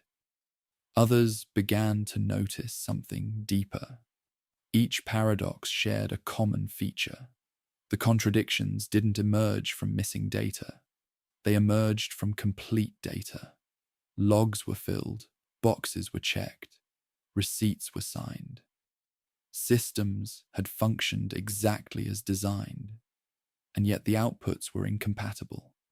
Fuel, like radio, like equipment logs, like witness memory, was behaving as if it had been duplicated across versions of the same moment, as if the departure itself had not been singular, but layered. By the time the fuel issue was added to the case file, a quiet shift had occurred among the investigators. They were no longer asking which mistake explained the disappearance. They were asking how many mutually exclusive facts could exist before the concept of a single event stopped making sense. The fuel receipts didn't explain where the plane went. They did something more unsettling. They erased the certainty that there had ever been one clear version of the flight to begin with. By the time investigators turned to the security footage, there was a quiet expectation that it would end the confusion. Cameras don't misremember. They don't reinterpret. They don't speculate. They record whatever passes in front of their lenses and preserve it frame by frame, immune to stress, bias, or assumption. In cases where paperwork contradicts witnesses and instruments disagree with one another, video usually restores order. It shows what actually happened. That belief didn't survive the playback. Anchorage International Airport's cameras had captured the departure area clearly that morning. The weather hadn't interfered. Visibility was good enough for clean images. The aircraft was visible taxiing toward the runway, lining up, accelerating, lifting into the air. At first glance, everything looked normal. Investigators watched the footage in silence, relieved to finally see something concrete. Then someone rewound the tape. At exactly 9 a.m., the Cessna rolled down the runway and took off. The timestamp advanced normally. The plane climbed and exited the frame. Nothing unusual. The investigators let the footage continue for a few seconds, then stopped it and rewound again, this time to verify alignment with other records. The plane took off again. Same aircraft, same angle, same lighting, same runway position, same climb rate, same timestamp. 9 a.m. At first, the room assumed a playback error. Perhaps the tape had looped. Perhaps the wrong segment had been selected. The technician adjusted controls, jumped forward and backward through the timeline, isolated the frames. The result didn't change. The system wasn't looping. The tape wasn't damaged. The metadata was intact. They advanced the footage further. A third takeoff appeared. Again, identical. Same aircraft. Same sequence of movement. Same timestamp. No visual artifacts. No jump cuts. No indication of manipulation. 3 departures recorded by cameras that were never meant to tell a story, only to observe. Investigators stared at the monitors, waiting for someone to explain what they were seeing. No one did. They checked other camera angles, different lenses covering different sections of the runway. The same result appeared there too. 3 departures. All at exactly 9 a.m. All indistinguishable from one another. All clean. The technicians verified the integrity of the system. No evidence of tampering, no signs of duplication. The cameras were analog, continuously recording, with physical tapes that showed no edits or splices. The timestamps matched across systems. The clocks were synchronized. There was no technical explanation that allowed one aircraft to take off 3 times simultaneously. The footage wasn't showing 3 different planes. The tail number matched in every frame. The paint markings were consistent. The aircraft configuration didn't change. The lighting conditions were identical down to the shadows cast on the runway. This wasn't a sequence of similar events. It was the same event repeating. Investigators tried to rationalize it in every way possible. Perhaps the plane had taxied back and repositioned. No, there wasn't enough time. Perhaps there were training flights recorded incorrectly. No other departures matched the aircraft's identity. Perhaps the timestamps were wrong. Cross-checking with unrelated footage from the terminal showed the clocks were accurate. The implications were unavoidable and deeply uncomfortable. The departure did not exist as a single moment. It existed as multiple, identical moments occupying the same point in time. This realization retroactively explained the witness contradictions. If the departure itself wasn't singular, then different observers might not have seen the same version. Some might have seen a twin-engine aircraft.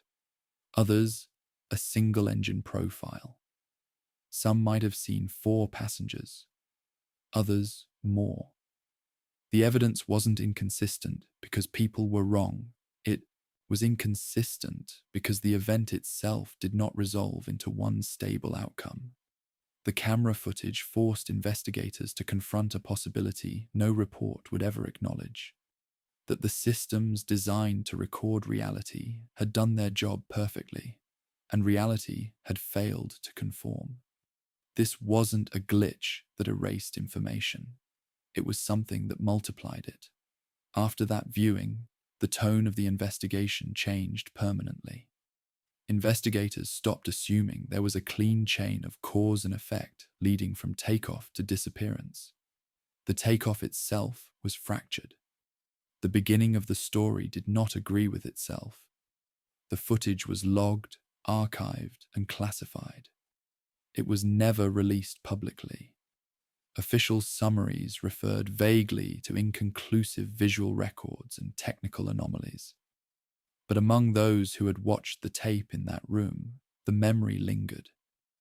They had seen a plane leave the ground 3 times and never arrive anywhere. From that moment on, the question was no longer how the aircraft disappeared after departure. The question became how many versions of that departure were allowed to exist before the sky itself decided which one would continue. When local and federal aviation authorities reached the edge of what procedure could explain, the case crossed an invisible threshold. This was no longer just a missing aircraft. A House Majority Leader had vanished. A sitting congressman was gone. National attention sharpened, and with it came a different kind of investigation. The FBI didn't arrive looking for wreckage. They arrived looking for intent. Bureau agents began by assuming there was a reason the flight didn't behave like an accident. They combed through communications, financial records, political calendars, anything that might suggest the disappearance was orchestrated rather than accidental. Kidnapping, sabotage, defection, assassination. Every option, however unlikely, was placed on the table. When powerful people vanish, coincidence is never the first explanation. They quickly discovered that the flight plan itself was unremarkable. Filed properly. Approved. Direct route from Anchorage to Juneau. No listed alternates beyond standard contingency airports. Nothing suspicious. But when agents began digging into air traffic control logs beyond the official flight plan, something strange surfaced. Don Johns had made an inquiry that morning that did not belong to the flight he was scheduled to fly. Before departure, he had asked for weather conditions at a different airfield. Not Juneau, not an alternate listed on the plan. A remote location, well off the intended route. At first glance, this could be dismissed as a misunderstanding. Pilots often ask about multiple destinations, especially in Alaska, where conditions change rapidly and options matter. But when agents mapped the location against the flight plan, the discrepancy grew harder to ignore. The airfield was not on a logical diversion path. Reaching it would have required a deliberate course change early in the flight. Not a minor adjustment, but a decision that would need justification, especially with passengers of that importance on board. The FBI contacted the facility to ask whether they had been expecting the Cessna. The answer was immediate and unsettling. No one had. No slot was reserved. No communication followed the inquiry. No aircraft matching that description had ever arrived or attempted to. Agents assumed a clerical error until they checked the location more closely. The airfield no longer existed. It had been decommissioned and dismantled 4 years earlier. The runway torn up. The buildings removed. The land reclaimed by wilderness. It did not appear on current aviation charts. It had no operating weather station, no services, no reason for a pilot to request updated conditions there in 1972. Yet the inquiry was logged, time-stamped, attributed to Johns, clean and official. The FBI expanded the scope immediately. They pulled older maps, historical aviation directories, archived flight charts. On paper, the airfield had existed once, but not on the morning of October 16th, 1972. Johns had asked for weather at a place that only existed in the past. This detail disturbed agents more than they let on. It suggested either an extraordinary clerical failure, a misunderstanding so complete it crossed years of decommissioning, or something far stranger. Pilots don't accidentally request weather for airfields that no longer exist, not experienced ones, not without a reason. Agents attempted to determine whether Johns had any history with that location. Past flights. Familiarity. None was found. They checked whether the inquiry could have been made for another aircraft and misattributed. The call sign matched. The timing matched. There was no ambiguity. Radar data added another layer of discomfort. The last recorded position of the Cessna showed it flying straight and level. No turn toward the phantom airfield. No deviation. No sign of distress. One moment it was exactly where it should have been, behaving exactly as expected. The next moment it was gone. Military radar confirmed the same. Their systems were more sophisticated, less prone to civilian limitations. If anyone was going to track the aircraft beyond the point of disappearance, it would be them. They didn't. The plane vanished from their screens at the same instant it vanished from civilian radar, as if it had crossed a boundary shared by both systems. The FBI's working theories began collapsing under their own weight. Sabotage required evidence. There was none. Hijacking required communication or movement. There was none. A planned diversion required a destination. The destination didn't exist. Agents began interviewing people who had worked the search and those who had flown the area for years. Off the record, they heard stories that never made it into official case files. Valleys, where radios went dead for no technical reason. Sections of airspace where navigation instruments disagreed violently. Places pilots avoided without being able to explain why. The inquiry about the non-existent airfield took on a different tone in that context. It no longer looked like a mistake. It looked like a reference, as if the flight plan and the inquiry belonged to two different versions of the same morning, one operating on current charts, one operating on something else. Officially, the FBI documented the discrepancy as an unresolved anomaly. Privately, it changed how they viewed the entire case. The disappearance was not just physical, it was temporal, spatial, informational. The Cessna hadn't simply failed to arrive in Juneau. It had brushed against a route that should not have been available to it at all.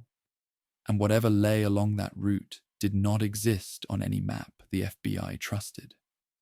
From that point forward, the Bureau stopped treating the flight as something that had gone wrong. They began treating it as something that had gone somewhere they could not follow. The discovery that the airfield no longer existed should have ended the line of inquiry. In most investigations, that's where a clerical error gets logged, boxed, and moved aside so progress can continue elsewhere. Old charts circulate. Databases lag behind reality. Names get reused.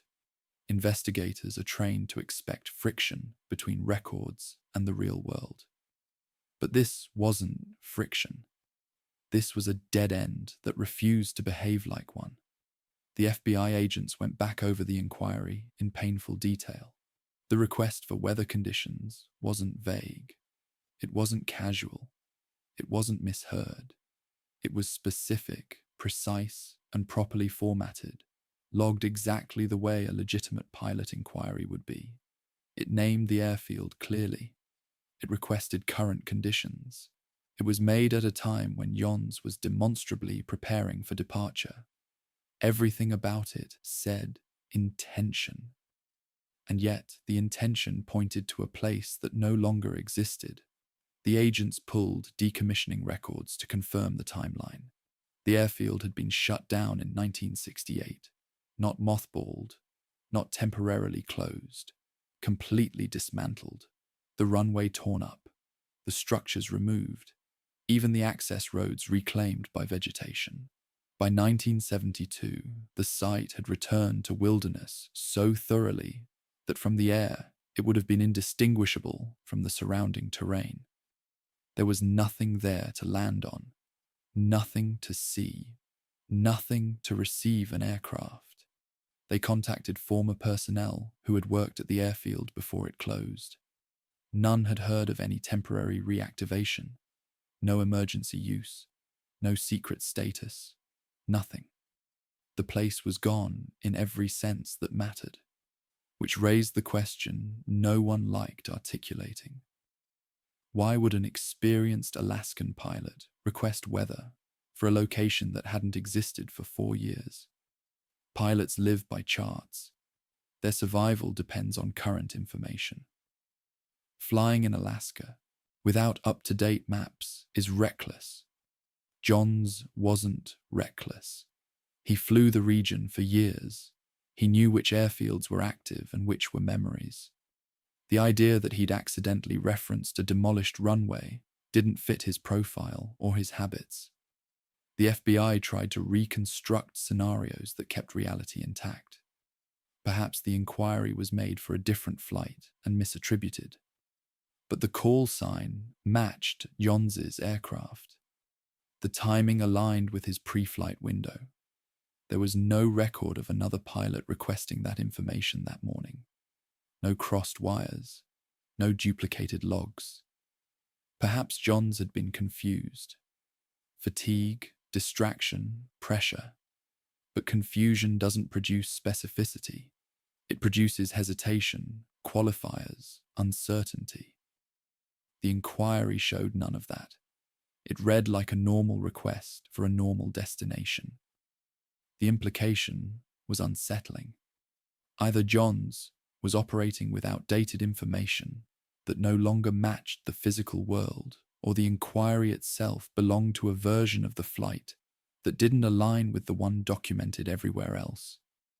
That idea echoed too closely with the contradictions already piling up. The emergency beacon that existed in 2 places. The radio transmission that fractured into 3 incompatible messages. The witnesses who couldn't agree on what they saw. The cameras that recorded the same takeoff 3 times. Each anomaly suggested not a single error, but multiple versions of the same event trying to coexist. The non-existent airfield fit that pattern perfectly. Agents examined old aviation charts from the late 1960s, laying them over modern maps. On paper, the airfield still appeared in some outdated materials. If someone were using those charts, they might believe the runway was still there. But that explanation introduced another problem. Why would Jons be using obsolete charts at all? He had access to current ones. The airline required them. Regulations enforced them. There was no incentive to rely on information that could get him killed. Unless, of course, the inquiry didn't originate from the same informational context as the rest of the flight. That possibility was never written down, but it lingered. The sense that parts of the case were referencing different versions of the same landscape. A Juno that existed now, an airfield that existed then, a departure that happened once, twice, 3 times, a plane that was fueled in 2 incompatible ways, evidence that didn't contradict itself by accident, but by structure. The FBI began to suspect that the disappearance wasn't the result of a diversion gone wrong. It was the result of a divergence that shouldn't have been possible at all. Radar analysis reinforced that discomfort. There was no sign the aircraft ever turned toward the location Johns had inquired about. No gradual shift, no branching path. The plane flew straight and level until it didn't exist anymore. If the airfield had been a destination, the journey toward it never registered in observable space, which suggested something even stranger. The inquiry wasn't about where the plane was going. It was about where it could go. The FBI quietly categorized the airfield anomaly as unresolved and moved on officially. But among the agents, it became a reference point, a marker that something about this case reached outside the normal boundaries of geography and time. The plane hadn't just vanished from the sky. It had brushed against a location that belonged to a different version of Alaska, one that no longer aligned with maps, records, or physical reality. And if a destination could exist only on paper, only in memory, only in an outdated chart, then perhaps the disappearance itself wasn't a failure of navigation. Perhaps it was navigation working perfectly toward a place the present could no longer acknowledge. From that moment on, the FBI stopped asking where the Cessna should have been. They started asking what kind of route could intersect a place that didn't exist anymore, and what would happen to anything that tried to follow it. By the time satellite imagery entered the investigation, expectations were low, but hope was stubborn. Space doesn't care about local confusion. It doesn't mishear radio calls or misremember what it saw. From orbit, events reduce to shapes and contrasts, frozen onto film without interpretation. Investigators believed that if the plane had crashed anywhere within the search area, even in the most remote valley, the satellites might have captured something everyone else had missed. In 1972, weather satellites were already in operation, passing over Alaska in predictable arcs. Their resolution was crude by modern standards, but large objects were visible. Wreckage, debris fields, unnatural scars in snow or forest. Analysts requested every frame that covered the critical window following the disappearance. They spread the photographs across tables, examining them with magnifiers, comparing frame to frame, valley to valley. At first, there was nothing. Endless white, endless green. Shadows cast by ridgelines and clouds that played tricks on the eye. Then, in a sequence taken roughly 20 minutes after the Cessna vanished from radar, someone stopped turning pages. In a remote valley, well within the projected search radius, there was a shape that didn't belong. It wasn't subtle. 2 distinct dark forms where there should have been one, twin-engine proportions. A fuselage-like line. The contrast was wrong for rock or tree shadow. And nearby, smaller shapes that appeared to be moving. Not scattered debris, not static wreckage, movement. The room changed immediately. Analysts cross-checked the frame number, the timestamp, the orbital path. Everything aligned. The image was genuine. The valley was identified. Coordinates were calculated and handed off to Search Command. Within hours, aircraft were redirected. Helicopters refueled. crews were briefed. This was the first concrete lead in weeks. Search teams reached the valley, expecting to find the end of the story. A crash site, survivors, remains, something. They flew low over the coordinates, then lower. They circled. They landed. There was nothing there. No wreckage, no debris, no scorch marks, no disturbed snow. The valley was empty in the way only untouched wilderness can be. The ground showed no sign that anything had impacted it recently or ever.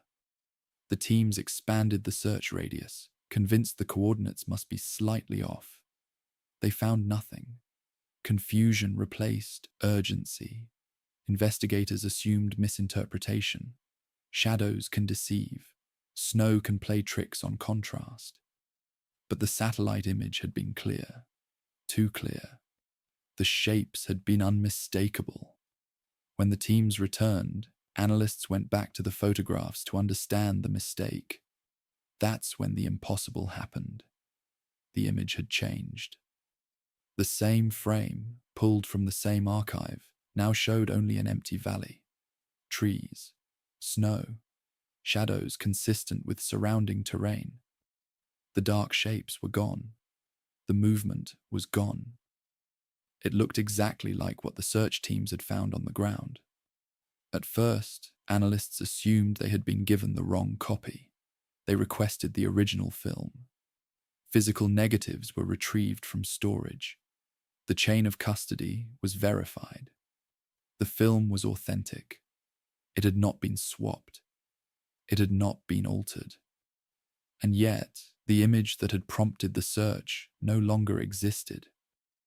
Multiple analysts confirmed they had seen it.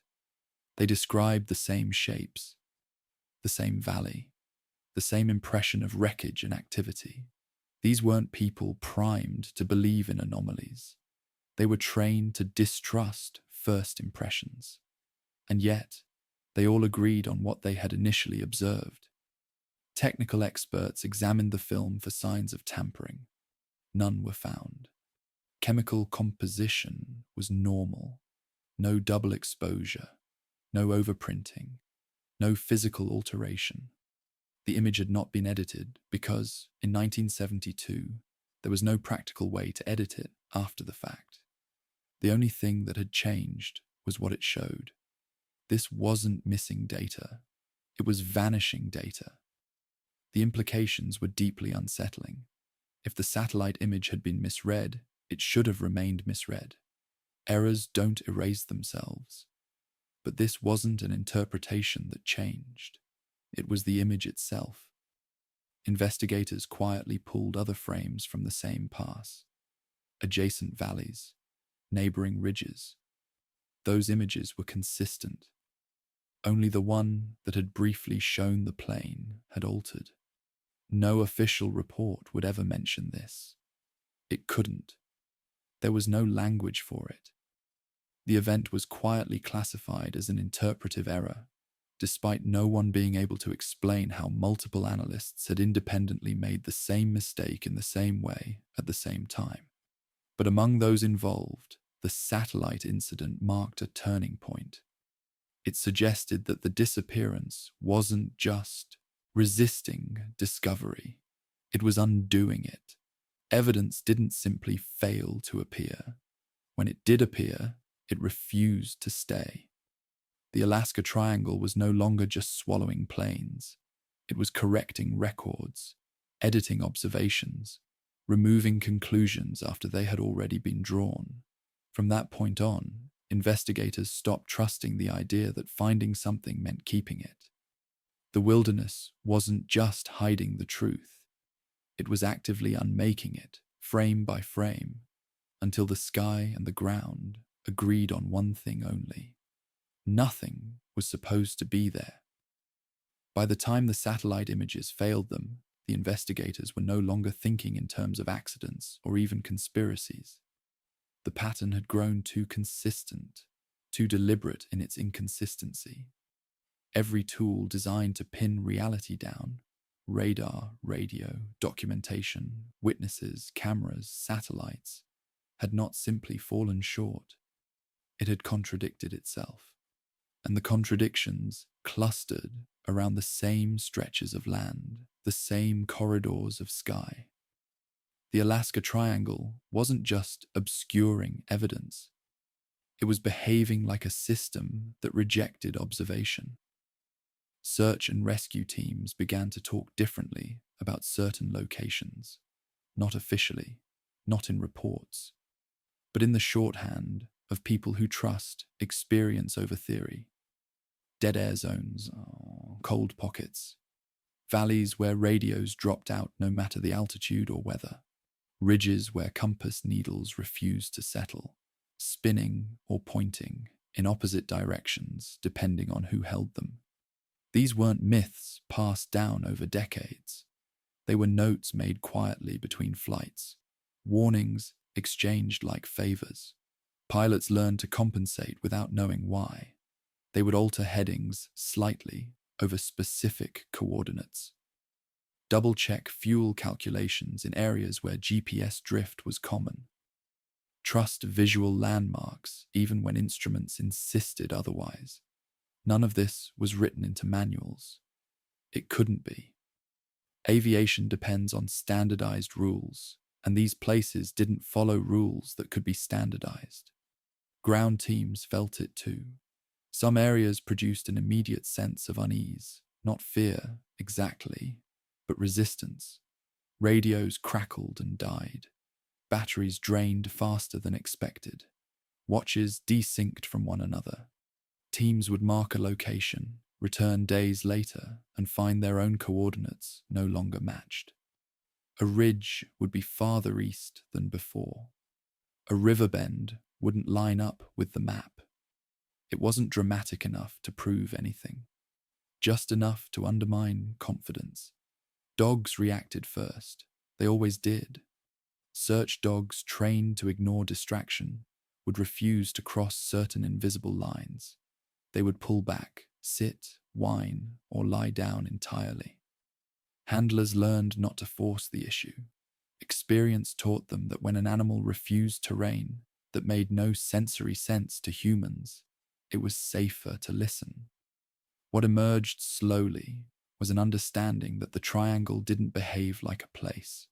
It behaved like a boundary. Inside it, measurement became unreliable. Distance shifted, time blurred, information fractured. It wasn't that instruments failed randomly. They failed selectively, often only when observers attempted to converge on a single conclusion. This reframed everything that had happened to the Cessna. The missing beacon wasn't just a mistake. It was a symptom. The fractured radio transmissions weren't errors. They were parallel outputs. The conflicting witness accounts weren't confusion. They were multiple valid observations of an event that refused to collapse into one version. The cameras hadn't malfunctioned. They had recorded more than reality could support. Search coordinators eventually realized something unsettling. The more precisely they tried to define the aircraft's last location, the less stable that location became. Coordinates shifted between readings. Flight paths overlapped incorrectly. The act of narrowing the search appeared to widen the uncertainty instead. This was never written down as causation, but it changed behavior. Search grids were expanded instead of tightened. Investigators stopped chasing single points and started treating regions as unstable zones, not because it made logical sense, but because it worked better. When they tried to corner the mystery, it escaped. When they backed off, the environment stabilized. The Alaska Triangle wasn't hiding the plane like debris under snow. It was hiding it by preventing the story from resolving. Every attempt to finalize the narrative introduced new contradictions. Reality refused to sign off on a conclusion. Veteran search pilots spoke about moments when valleys seemed to close around them. Not physically, but perceptually. Depth flattened. Distances became hard to judge. The landscape felt less like a space and more like a surface. These pilots weren't mystics. They were practical people describing something they lacked vocabulary for. Native Alaskan elders had warned about places like this long before radar existed, areas where paths changed, where landmarks didn't stay put, where travelers could walk familiar ground and arrive somewhere unfamiliar. The stories were usually framed spiritually, but the behaviors matched what modern teams were documenting with instruments. The land didn't always behave the same way twice. By the end of the investigation's active phase, a silent consensus had formed. The Alaska Triangle didn't just erase objects, it interfered with the process of knowing. It disrupted observation itself. Anything that entered it risked becoming unresolvable, not lost, but unlocatable in a meaningful sense. The Cessna 310C hadn't simply crashed and failed to be found. It had crossed into a zone where events no longer finalized, where outcomes remained provisional, where evidence refused to stay put long enough to become proof. And that realization carried an implication no agency wanted to confront. If the Triangle could do this to a plane carrying some of the most powerful men in the country, under full observation with every available system watching, then it could do it to anything, anyone. The wilderness wasn't passive. It wasn't just vast and indifferent. In certain places, it behaved like an editor, revising reality until only ambiguity remained. And once something was revised out, no amount of effort could restore the original draft. The Alaska Triangle didn't destroy evidence. It made certainty impossible. As the official investigation slowed and files began to thicken with unresolved notes, the disappearances did not stop. They never do. What changed was how they were understood. Each new case added weight to the growing realization that something consistent lurked beneath the chaos. Not a cause that could be named, but a rule that kept repeating. Every person who vanished inside the triangle left behind one detail that refused to behave. Gary Frank Sutherland disappeared in the mid-1970s while hunting in Alaska's interior. He was young, experienced, and familiar with the terrain. When he failed to return, search teams assumed the usual explanations: injury, exposure, disorientation. His case went cold quickly, absorbed into the long list of missing persons the wilderness claimed each year. Decades passed. Then, in 1997, a hiker found a human skull in a remote area, far from where Sutherland had last been seen. It took years for DNA technology to catch up, but in 2022, the remains were finally identified as his. That should have been closure. Instead, it opened a new fracture. The skull had been resting on top of fresh snow that had fallen the night before. There was no sign it had been buried, uncovered, or transported by animals. It was as if it had been placed there recently, ignoring the 40 years that should have buried it deep beneath layers of earth and ice. In 2014, Yael Tiara Hamlin vanished under circumstances that defied linear time. Her car was found abandoned, engine running, driver's door open, purse still inside. Security footage at a nearby gas station showed her alive and well shortly before the discovery. That footage alone was unremarkable. What followed was not. Additional cameras captured her walking through the same area hours after she had already been reported missing. Not a look-alike, not a shadow. The same woman, wearing the same clothes, moving with the same gait. Official explanations faltered immediately. There was no way to reconcile the timestamps. Erin Marie Gilbert disappeared in 1995 during a date at a local fair. Her companion claimed she left briefly to retrieve a sweater from her car and never returned. That would have been simple, if witnesses hadn't reported seeing Erin throughout the evening, hours after her supposed departure. Different booths, different times, each sighting consistent, each impossible. When investigators tried to reconstruct her movements, they found no single moment where she could have vanished. She appeared to exist in fragments of the night without ever completing it. Amy and Scott Fandel went missing in 1978 while camping. Their site was discovered intact, food still warm, sleeping bags laid out, no signs of panic. But the footprints told a story that made no sense. They circled the campsite repeatedly, as if the couple had walked around for hours without deciding where to go. The tracks didn't lead away. They didn't converge on water or shelter. They simply ended mid-pattern, as if the people who made them had stopped existing before choosing a direction. Across these cases, the pattern sharpened. It wasn't violence. It wasn't struggle. It wasn't chaos. It was interruption. People vanished between actions, between steps, between moments that should have connected cleanly. The evidence left behind wasn't damaged or destroyed. It was unfinished. Cold case investigators noticed something else. Personal belongings often appeared where they shouldn't. Clothing found miles from any logical route, untouched by weather. Items returned clean after years of exposure that should have degraded them. It was as if time itself hadn't applied evenly to the objects left behind. The Alaska Cold Case Unit tried to formalize these observations, but budget cuts disbanded the team before patterns could be explored properly. Their files were archived, labeled unresolved, and quietly forgotten. But the pattern remained for those who looked. Every disappearance inside the triangle carried one impossible detail, something that didn't just lack explanation, but rejected it.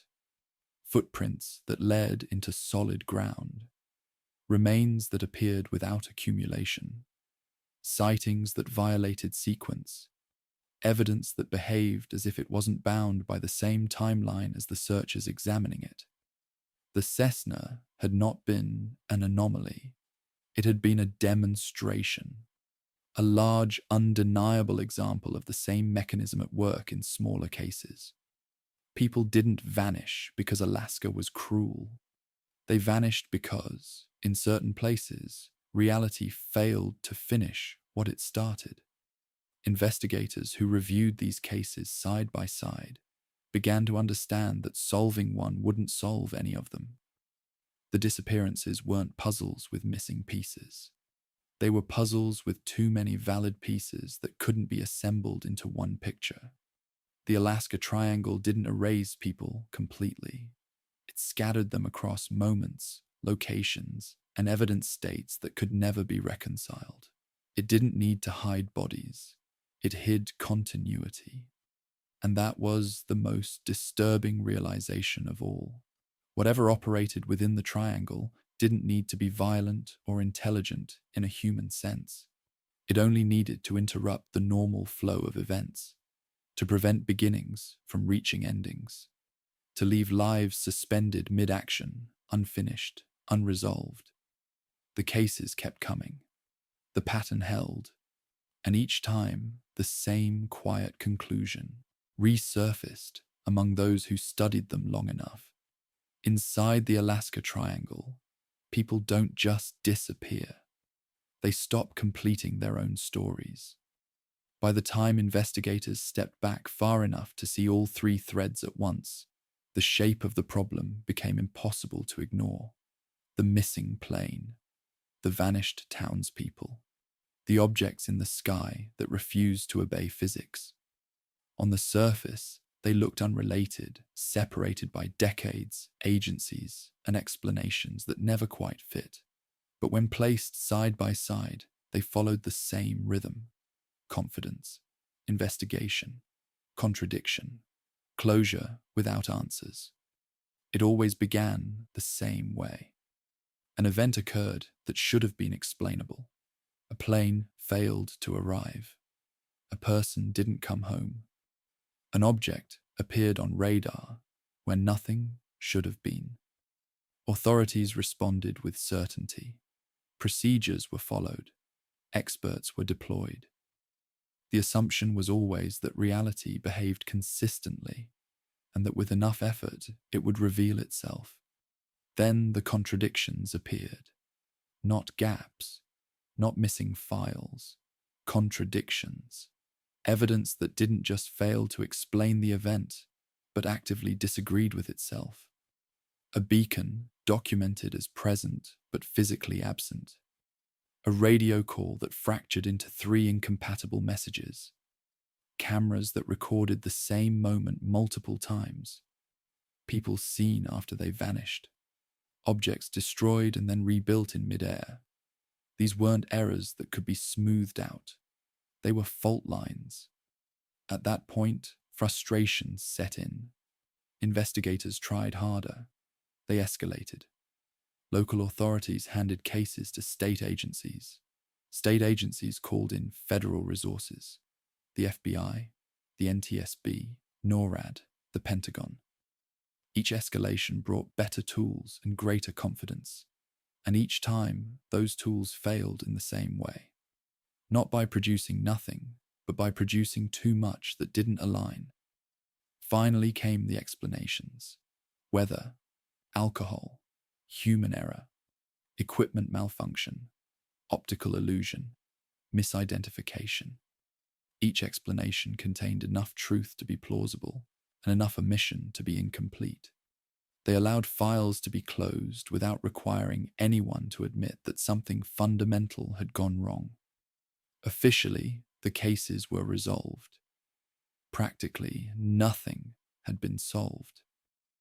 This pattern repeated across all 3 mysteries. The Alaska Triangle investigation concluded with weather listed as a contributing factor, despite no wreckage and no distress signals. Nome's disappearances were attributed to alcohol and exposure, despite mild weather, intact belongings, and people vanishing between streetlights. The military acknowledged that unknown objects were flying in American airspace with capabilities beyond human technology, then classified most of the data and moved on. Each time, the same institutional reflex appeared. When faced with evidence that challenged the assumptions underlying the system retreated. Not out of malice, but out of necessity. Modern institutions are built on predictability. They require reality to behave in ways that can be documented, repeated, and explained. When it doesn't, the safest response is to reduce the anomaly until it fits. Alaska resists that reduction. It is vast enough that absence doesn't feel unusual, isolated enough that witnesses are scarce, harsh enough that simple explanations always seem available. It is the perfect place for the unexplainable to masquerade as the unfortunate. But the consistency of the failures points to something deeper than geography. The triangle, Nome, the skies above Alaska. Each represents a different interface between humans and the unknown. The triangle swallows people and aircraft. Nome removes people in plain sight. The sky objects demonstrate superiority without aggression. Different expressions. Same effect. They undermine control. None of these phenomena announce themselves as threats. They don't attack. They don't conquer. They don't even communicate clearly. They observe, interrupt, and withdraw. They leave behind evidence that can be seen but not resolved. They allow investigators to approach but never to conclude. That may be the most disturbing aspect of all. Human beings are comfortable with danger. We know how to respond to storms, predators, and even enemies. We build systems to fight, escape, or survive them. What we are less prepared for is indifference. Forces that don't need to destroy us to demonstrate how little control we have. Forces that simply reveal the limits of our understanding. Alaska is one of the few places left on Earth where those limits are still visible, where the land is large enough to refuse explanation, where the sky is open enough to host things we can't intercept, where communities are small enough that disappearance can't hide behind anonymity. The three mysteries are not warnings in the traditional sense. They don't tell us to stop flying, stop walking, stop looking up. They tell us something quieter and more unsettling, that our maps are incomplete, that our instruments assume rules that may not apply everywhere, that our investigations depend on reality agreeing to be investigated. In Alaska, reality doesn't always agree. The triangle still swallows flights. Nome still remembers the people who stepped outside and never came back. Objects still move through the sky, watched by sensors that can't explain what they see. The files are closed. The questions remain open. Perhaps that is the real pattern. Not disappearance, but exposure.